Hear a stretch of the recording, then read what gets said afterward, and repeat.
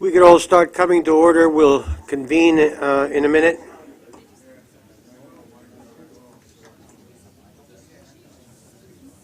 Okay.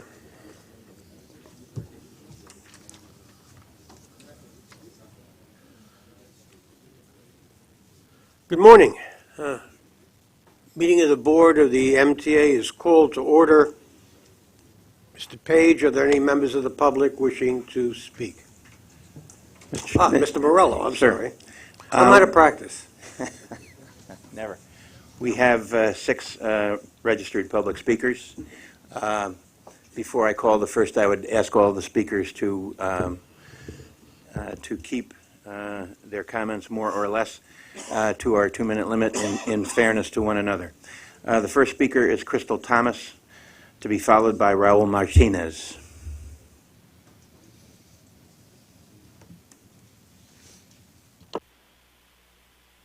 Very good morning and Happy New Year. I'm Crystal Thomas, Chairman of Collegiate Congress. The second time I'm here for a student discount. I have petitioned the MTA last month for a 50% student discount, and I'm thankful and grateful to Honorable CFO for sending me a mail. But there's some corrections need to be reviewed. Like, we have almost 800,000 students in New York City with 120 educational campuses, and the CFO said that if we bring down 50% discount, the MTA will lose $156 million in 1 year.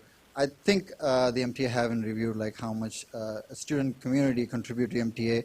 We have analyzed and had a conducted survey which shows $60 million a month from student community itself, because we have 800,000 students.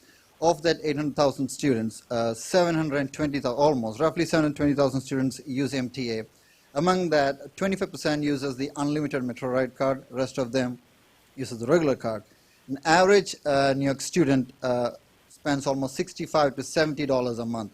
So if we can bring down a discount only on the 30-day unlimited Metro Ride card, most students will buy.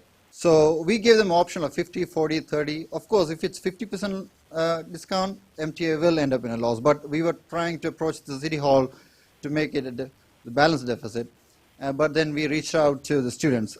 How Collegiate Congress works is we are governed by elected student government members. We take this proposal to the Student Senate and then to the students. So we conducted survey across 600 students across New York City, and students gave a reasonable, it's like 30% discount. So 30% discount, MTA will increase the revenue for $4 million a month. We have to add one more thing to our petition as to, of course, we know it's a service and also business, but we don't want any profit from it, but we want MTA to use that increased revenue to give a free ride to all those veterans in our schools and colleges. Thank you very much. Thank you, Mr. Thomas. Raul Martinez, to be followed by Steve Sigmund.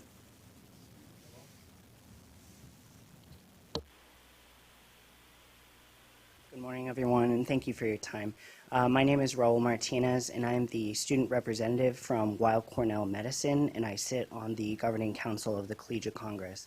And I just wanted to state the students' support of Weill Cornell Medicine, support for the Collegiate Congress initiative for seeking a discount on the 30-day pass. I will say at Weill Cornell Medicine we have student doctors and student researchers who travel across New York City, and they do use the MTA public transit system for the majority of their travel. And so just wanted to state the support for the Collegiate Congress initiative. Thank you for your time. Thank you, Mr. Martinez. Steve Sigmund, then Nick Cifuentes. Hello, good morning. I'm Steve Sigmund. I'm the Executive Director of Global Gateway Alliance, which is a business, civic, and labor coalition to improve the airports in the New York metropolitan region. I think you all are familiar with the proposal that we made with the Riders Alliance on the Q70 to make it a free shuttle, proposal which stands, but I want to talk about better branding and marketing of the service today. As you all know, mass transit access to LaGuardia is extremely limited. Last year, I rode a bike to LaGuardia from Midtown and beat mass transit getting there. I was riding fast. But the Q70 is a important part of improving that and increasing service, like you announced last week, is a smart step. The problem with it, it's been called LaGuardia's best kept secret. And I think the adage here is apt, that if it looks like a duck and sounds like a duck, it's a duck. And the Q70 looks and sounds too much like a regular city bus and not an airport express, which is where our proposal comes in, because making it a recognizable, rebranded, renamed express is really a way to make sure that it looks and sounds and feels like an airport, 21st century airport express. Other cities have done this. In LA, the airport bus is known as the LAX Flyaway. Montreal, it's the 747 Airport Express. There's other examples around the country and around the world of that. So this is really an opportunity to not have to invest billions of dollars in new rail, but instead to make a low-cost proposal that actually looks and feels like an airport express that people can recognize, and work with the Port Authority to do it at the airports and at the stations themselves. Thank you.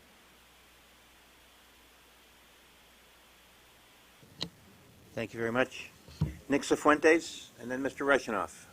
Good morning. I'm Nick Cifuentes, Deputy Director with the Riders Alliance. We're New York's grassroots organization of subway and bus riders pushing for better service, affordable fares, and more public investment in our mass transit. I'm actually here to talk about a slightly different issue, but I do want to say quickly, of course, we too are hoping that the Q70 will become a better branded bus for New York. I'm actually going to be taking the Los Angeles Flyaway in about a day. I've used it many times. It works incredibly well. I'm hoping we can do something similar here on the Q70. But what I really want to talk about really quickly is a lack of investment in the MTA. So earlier this month, all eyes were on the MTA as Governor Cuomo announced at the Transit Museum that he would modernize and fundamentally transform the MTA. That kind of focus from Albany on our subways, buses, and commuter rail is actually rare these days, even as ridership numbers hit record highs. Now, unfortunately, since then, Albany has resumed its pattern of neglect and left New York Transit riders out in the cold. Let's take a quick look at the ways that Governor Cuomo and the legislature are ignoring the needs of riders. After over a year, the 2015-2019 capital plan is still not approved by the Capital Plan Review Board, even after it was clear the contracts are being delayed. Meanwhile, riders are waiting for new rail cars, for East Side access, for signal and track work to improve delays. Months after the city put forth its appointees for the MTA Board, a number of appointees to the board remained unconfirmed by the Senate. There are vacant seats and holdovers. And to be clear, some of your holdovers we like very much, but the city is lacking appointees to the MTA, and we have to get those vacancies filled. And most importantly, the state's contribution to the MTA's capital plan budget is a stark $0 this year. We understand the state's argument that the MTA can ask the state for its share when this body runs out of other funding sources. But if that funding fails to materialize for any reason, it could spell doom to MTA plans to upgrade subway and bus equipment in the coming years, or it could lead to unsupported MTA borrowing that would result in fare hikes and service reductions for riders. It's clear that Governor Cuomo and our elected leaders in Albany don't fully understand the depth of the frustration 9 million riders feel every day. The best way they can demonstrate that they do is by funding the MTA capital plan. Thank you. Thank you, Mr. Cifuentes. Mr. Rushinoff, and then Hayes Peter Mauro. Good morning, Mr. Chairman, MTA board members and staff. I'm Gene Rushinoff with the Strap Hangers campaign. I hope I'm loud enough that the people who are listening in from Albany can hear. Like you, the Strap Hangers campaign was thrilled when the governor and the mayor came to an agreement, an outline of a plan to fill the hole in your capital program. But the devil is in the details, or in this case, the lack of details. And we strongly feel that the proposal by the governor, his plan, is going to create a very uncertain atmosphere for your capital program, and even a hostile environment to accomplish what you want. It pits you against the budget director on minute decisions that really shouldn't be made technically at Albany. And so, what's wrong with the governor's plan? Well, you have to get into the weeds, but there's a provision called the exhaustion provision. It's in the state budget, and it's aptly named. It basically says that the MTA can't touch the state money until the MTA exhausts all of its remedies. Well, that really is going to create tremendous problems for you during the capital program. it really undermines the flexibility that's been the hallmark of MTA programs, capital programs all along.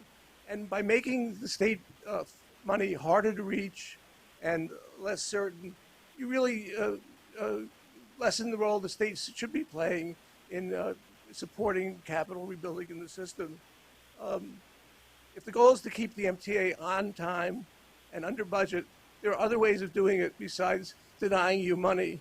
And why should state money be sacrosanct? Why not say you can't touch the money that's coming from the public in fairback bonds until you exhaust all the other remedies? So we in the Riders Alliance and the Tri-State Transportation Campaign and a lot of our colleagues are going to be pushing over the weeks for that deal to be a better deal. I think there's room to make it better, and we hope to work with the board on that. Thank you. Thanks, Mr. Rushinoff. Hayes Peter Mauro is our final public commenter.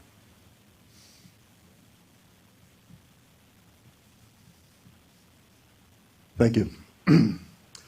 Mr. Chairman, Madam President, members of the board, my name is Hayes Peter Mauro, and I bring greetings from Access Queens, a grassroots transit advocacy organization based in Western Queens. The steering committee of Access Queens, along with our roughly 2,500 followers on Facebook and Twitter, are pleased as public officials in Western Queens are consistently expressing support for many of the same issues that the group has been advocating in recent months. Specifically, we're excited by 4 proposals contained within the MTA's 2015-2019 capital plan that, if implemented promptly, will greatly benefit transit users. These are, of course, greater number of countdown clocks, general structural improvements at stations, newer train cars and buses, and upgraded signal systems along the 7 line. With that last item in mind, we at Access Queens are glad to hear that the MTA from the MTA that the new CBTC system of improvements along the 7 line are due for completion in 2017.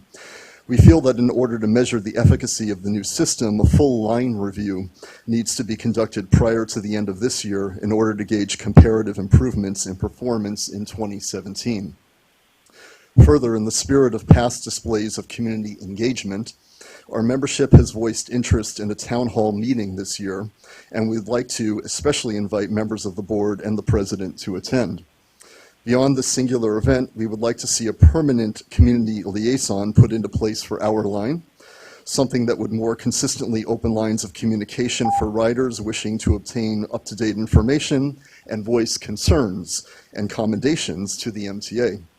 We are appreciative that our representatives are joining us in raising these concerns, and therefore we look forward to continued cooperation with our elected officials as well as with the MTA in 2016. Thank you very much. Thank you. Mr. Chairman, that completes the public comment. I got it.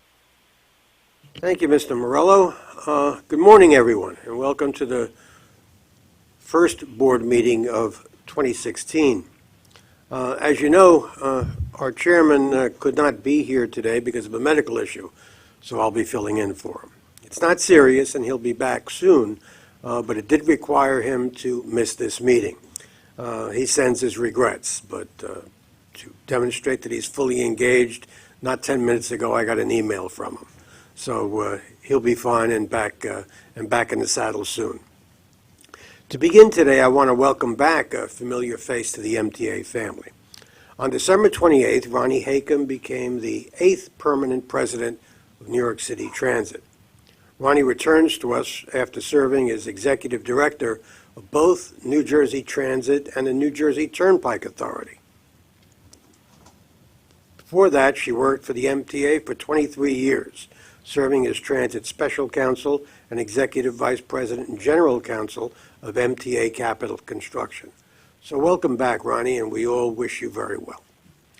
And of course, you got a chance to see her in action, probably some action she did not anticipate when she returned, unfolding as quickly over the weekend, and she and her folks acquitted themselves extraordinarily well. But I also want to thank Jim Ferrara, who served as Transit's interim president since August. Jim took the job during a period of really unprecedented subway ridership. In the 4 months Jim was at the helm, our subway system carried more than 6 million daily customers, 35 separate days. To put that number in context, before September 2014, we'd never recorded more than 6 million daily subway riders. So Jim did a fantastic job. Has reaffirmed his reputation as a leader with excellent judgment and strong, very strong managerial skills. So today, on behalf of everyone at the MTA, and I know I speak for every board member, I want to thank you, Jim, for stepping in and stepping up to such an enormous challenge. And before we begin, and I know, again, I'm confident I speak for the entire board, but I'd like to commend our employees for their incredible work this past weekend. Before, during, and certainly after the blizzard, while we were all safe and warm at home, thousands of our employees were hard at work, many in the thick of the storm itself. New York City Transit deployed about 1,800 personnel to keep our subways running during the blizzard. Our bus department strategically stored nearly 40 pieces of snow fighting equipment so workers could quickly reach highly trafficked areas. Metro North and Long Island Railroad fitted electric trains with special third rail shoes to prevent snow accumulation. They fueled rescue equipment and treated door panels and switches with an anti-freezing agent. MTA bridges and tunnels, and even when things go wrong, you don't know they're around, but try getting a police vehicle or an ambulance or other emergency vehicle through a bridge and tunnel without their fine work. Well, they equip bridges with wireless sensors for real-time information on temperature, humidity, precipitation, wind velocity, and wind direction. I could go on. MTA, PD, paratransit, they all did their part, more than did their part. They worked around the clock. Men and women of the MTA fought that blizzard hard. Plows and loaders and snow blowers. They cleared track, dug out switches, plowed parking lots, and cleaned stations. Now, all these efforts were highly coordinated with other railroads and governmental agencies. Amtrak loaned us a snow blower or the jet engine, and we worked closely with New York State's Department of Transportation to clear snow and prepare our network for service. As a result, we were able to restore nearly all of our services by Monday morning and all service by Tuesday morning, keeping our system and the region's economy running. And that's what public servants do.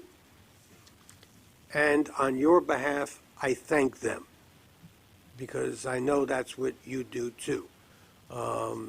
Extraordinary effort, made us all proud. We took you away from your families over the weekend, but thank you for what you did to get us back to normal as quickly as you did. Now, you have reviewed and read the minutes. Are there any changes, omissions, comments? Hearing none, is there a motion to approve? Second. All in favor? The minutes are approved. I chaired the Finance Committee this month. There are 2 action items this month. The first action item requests the board approve MTA and TBTA to add Mitsubishi UFJ Securities and Arbor Research and Trading, LLC, to its related alternative trading system. Clarity bid rate alternative trading system to this existing approved pool of variable rate remarketing agents and dealers.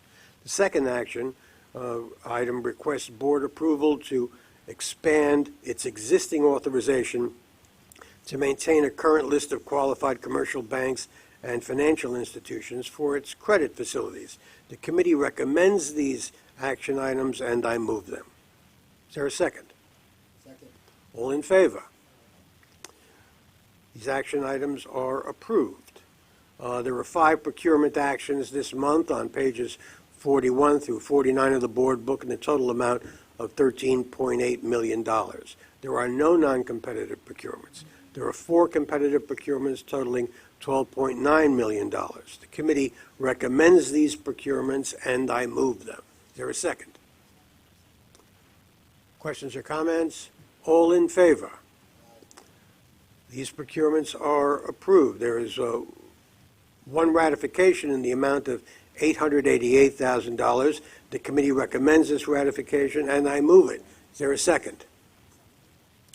Questions or comments? All in favor? Ratification is approved. There are 5 real estate actions which are described on pages 50 through 63 of the board book. Committee recommends these real estate items, and I move them. Is there a second? Any questions or comments? Mr. Mallon. I recuse from the Hilton one, please. The record will reflect that. Anyone else? All in favor? Opposed? Abstaining? These real estate action items are approved. To the surprise of no one, I also chaired the Transit Committee meeting this month. And there was one action item. This action item on pages 64 through 70 of the board book requests approval for station access changes at 2 stations in Brooklyn, 7th Avenue F and G lines and the Borough Hall 4 and 5 lines. The committee recommends this action item, and I move it. Is there a second? Any questions or comments? Hearing none, all in favor? It is approved. There are 4 procurement items in the total amount of $7.9 million. There's one non-competitive procurement for New York City Transit on page 76 of the board book for $5.3 million. The committee recommends this procurement, and I move it. Is there a second? Any questions or comments?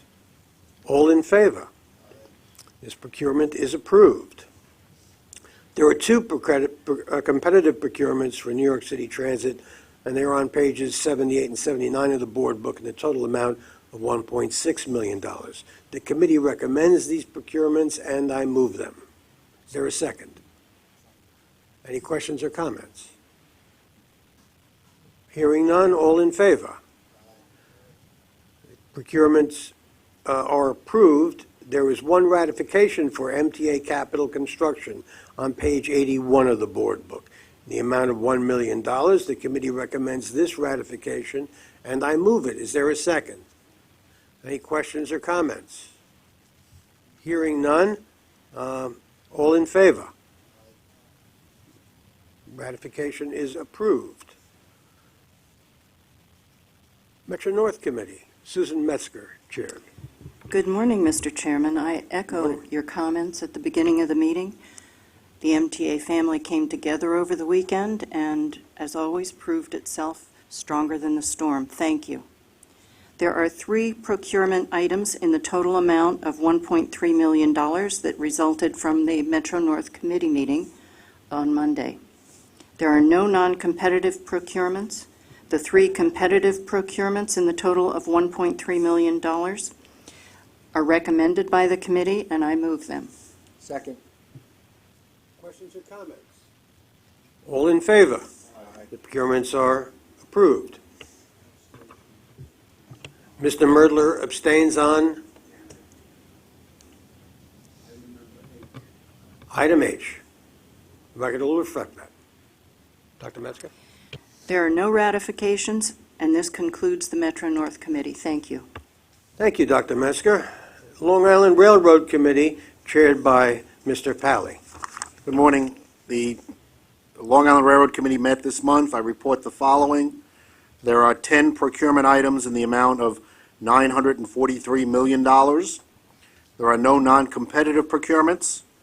There are 7 competitive procurements, 2 for Long Island Railroad in the total amount of $3.78 million, and 5 for MTA Capital Construction in the total amount of $859 million. The total for MTA Capital Construction includes the Tutor Perini Corporation contract presented as a walk-in item at committee in the amount of $663 million. The committee recommends these procurements, and I move them. Is there a second? Second. Mr. Malloy, are there any questions or comments? Mr. Merdler.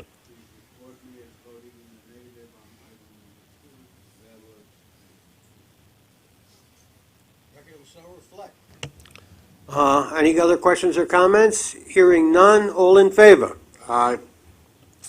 There are 3 ratifications for MTA Capital Construction, the total amount of $79 million. The committee recommends these procurements, and I move them. Is there a second? Second. Any questions or comments? Hearing none, all in favor? Aye. This is approved. And this concludes the report of the Long Island Railroad Committee. Thank you, Mr. Pally.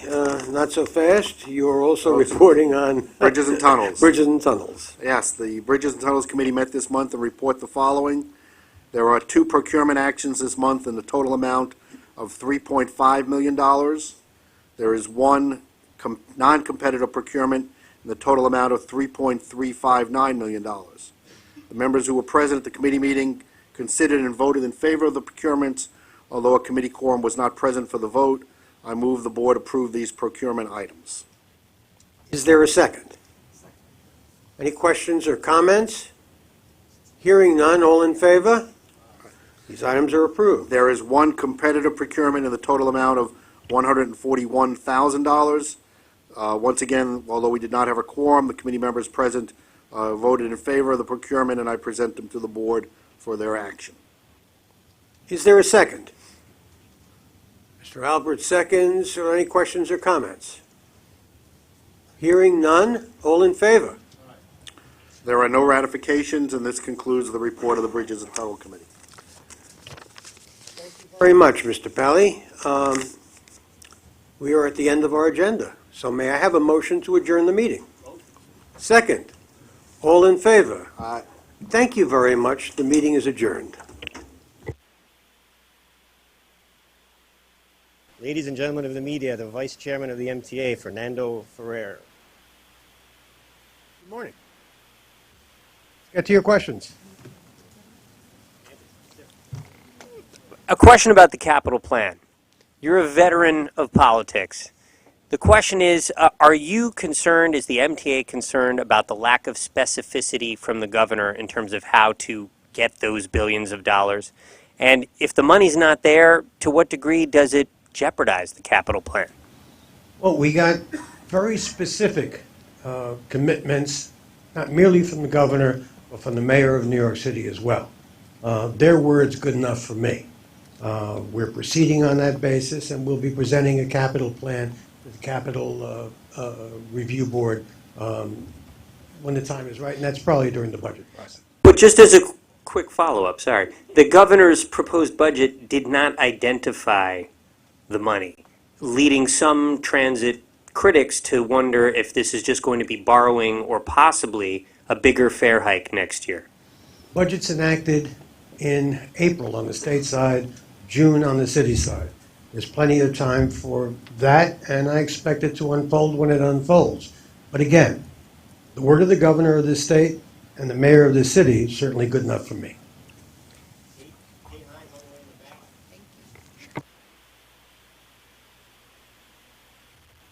Provide more details on when the capital program is going to be submitted to the review board and why it's been so delayed in being submitted to the review board?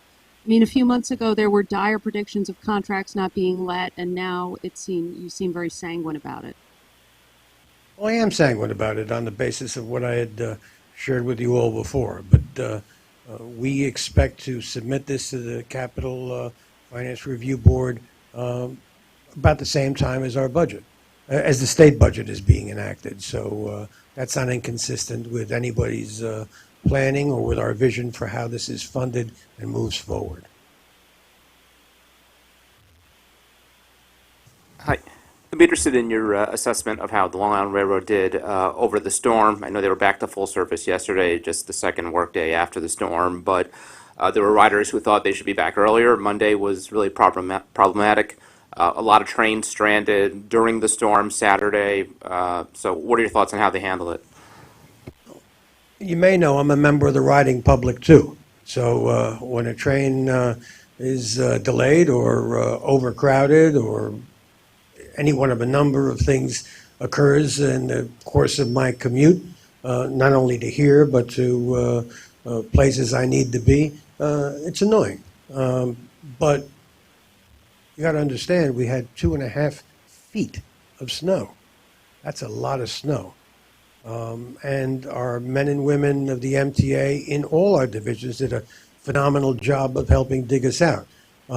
We were up and running mostly in Long Island and throughout that system.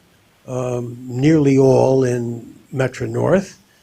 Subways did a tremendous job, and so did buses. And that was after having to suspend service completely during the storm. So I think we came back as quickly and above all as safely as we could, because we were not going to jeopardize one member of the riding public or one employee. And I think we did. I think our folks did a phenomenal job. I was wondering if you could talk about the condition of the Canarsie tube and the benefits of closing it for weekends versus a long-term closure. Well, this reminds me, my first turn at being acting chairman was when we had to close the Montague tube. And that was a very painful decision to make. But you will recall that Superstorm Sandy dumped millions of gallons of brackish water in there. And as you know, brackish water and electricity and electrical components don't play well together. It damaged that tube, frankly, beyond the point where we had to really replace it.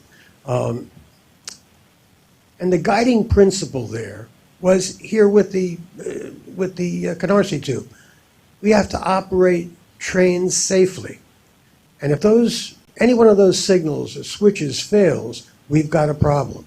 So we've obviously got to repair it. We're in discussions with elected officials and communities affected, as well as internally about the best way to do that, the best timetable to pursue that will keep our trains running safely, protect the riding public and our employees, and get this work done as quickly as possible so we're out of there and it's fixed.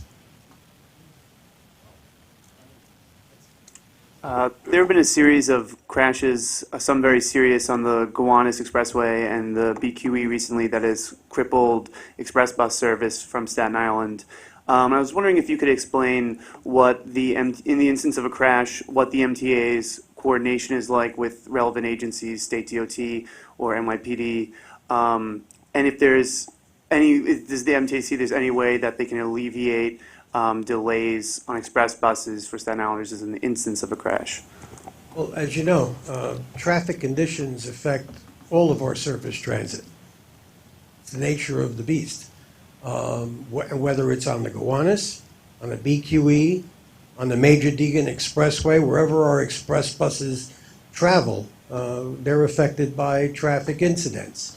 I know the New York City Police Department and we are in frequent communication, as we are with the New York City and New York State Departments of Transportation. Try to clear the situation as quickly as possible and get our buses moving quickly, with dispatch, and above all, safely.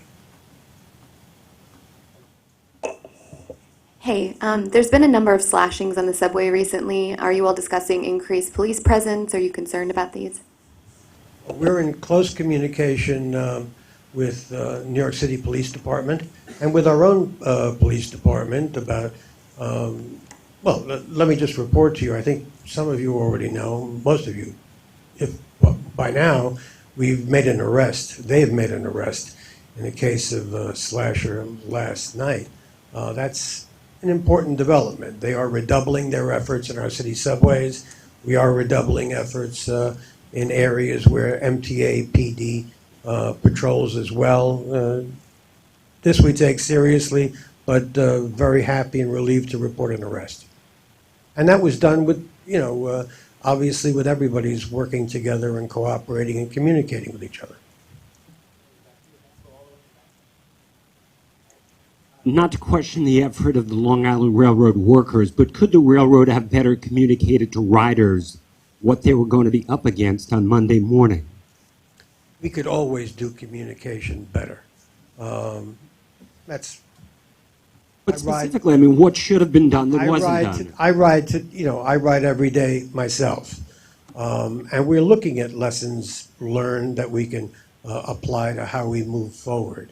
But let me just tell you, I think in the course of the storm, things were changing pretty quickly. Forward, backward, sideways. And sometimes when you have information, you try to move it out in real time, you can't pull back all the other pieces when conditions change. Our fault. We'll try to do that better next time. Thank you. I've never used a microphone before. Second Avenue Saga's reported yesterday that the independent engineering consultant had reiterated its concern that the Second Avenue subway would be delayed and not meet the December 2016 opening deadline, and they recommended that the timeline for some testing be accelerated and that there be weekly meetings with contractors. What do you think about the IEC report, and will you follow its recommendations? As you know, the IEC works for the board. I was there. That was my committee meeting. And we asked very specifically about all of the IEC's findings before that meeting, and certainly since. And you might recall that he used a word that that applies right here, and I think it bears repeating. Could affect the schedule. We are looking at this internally every week. At MTACC, they are looking at it every day. At the board and committee level, we are reviewing this in 2 committees every month. We are taking this deadly seriously. We want to meet that deadline, we want to meet our timetable, and we want to meet our course schedule as well. Thanks.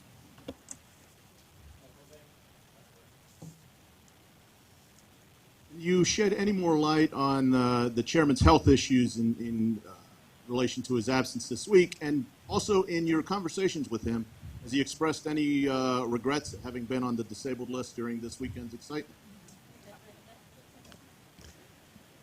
I think it's a tribute to the men and women who are in the leadership of this agency and to the members of the board that Tom could have a health issue and be back in the saddle, in fact, tomorrow and Friday partially, and then all of next week, and we could do our jobs. And I think, in most cases, do them very well. Not that we didn't miss Tom. And at moments like this,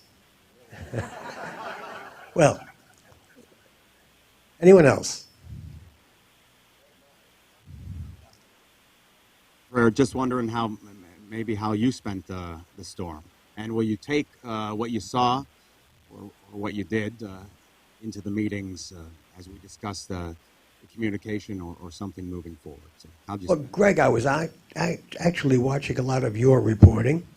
I was on the weather calls, all of them, at all times of the day. Our internal calls, watching the snow pile up, watching things happen. There's an old saying, man makes plans, God laughs. We were planning, and most of our planning turned out very well. We saw the storm developing a certain way. The initial reports were not so severe. It changed up very quickly, very suddenly, and it got much worse. And it's to the credit of the men and women of the MTA that we dug out so quickly. I mean, again, 2.5 feet of snow at one time is a lot of snow, and you got to put it somewhere. And our folks did very well.